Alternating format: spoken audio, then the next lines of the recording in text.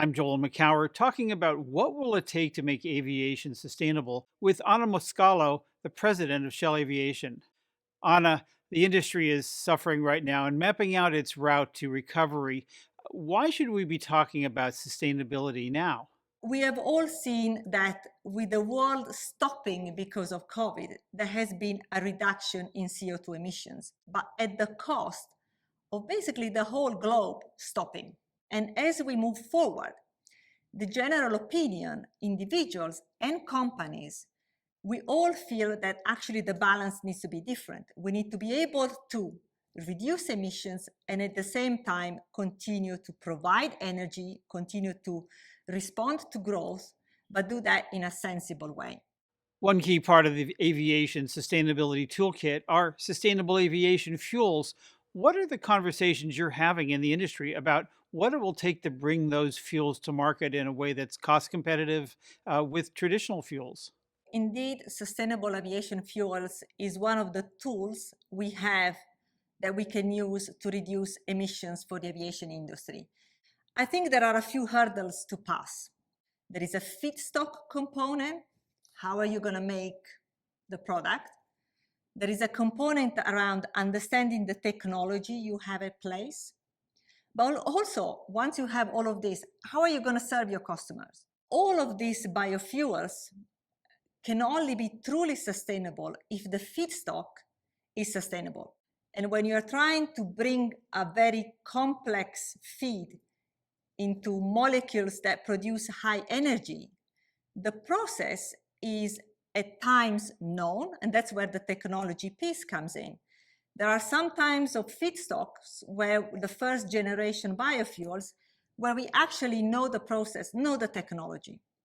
But there are some others, like transforming waste, municipal waste into biojet. The technology is still not fully tested. You can say that biofuels and SAF, they are drop-in fuels, so they can be put together with the rest of the jet and they can be mixed. Reality is that where production sits, where airports are, there is a piece of logistics that still needs to happen. You need pipelines, and they need to be able to transport SAF. You need blending facilities.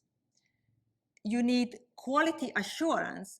So again, the role of Shell here is to play along the value chain to make sure that we work with producers, with manufacturers, with logistic providers, and with the technology that is required in all of this to provide SAF to our customers.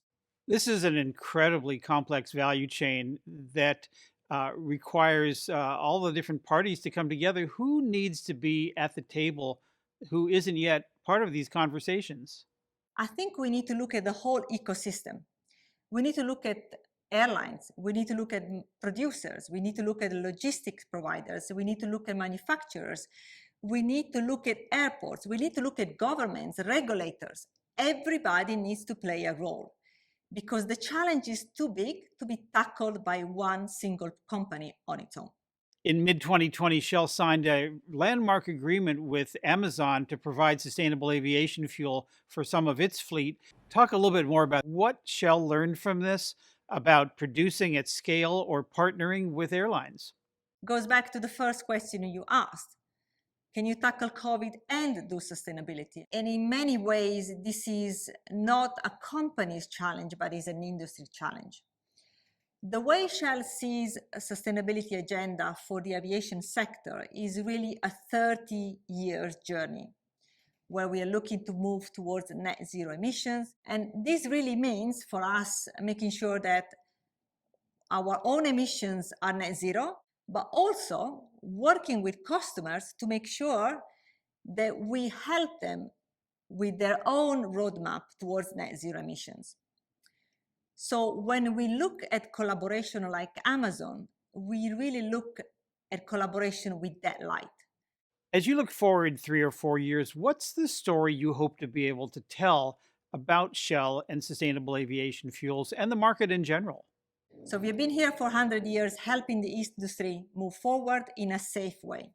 Where I want to go one step further, however, is to make sure that we are the catalyst for the change of the next generation. I would like to make sure that we are leading the industry through that change and again, being a catalyst of that change, and also making sure that we go a little bit above and beyond what a normal fuel supplier would do.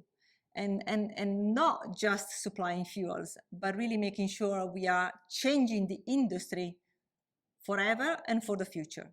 But I feel that if it is not company like Shell, who is going to do this? We have a duty to make things change, and we have a duty to lead the industry in a collaborative way towards a sustainable path forward. Thank you, Anna. Thank you, Joel.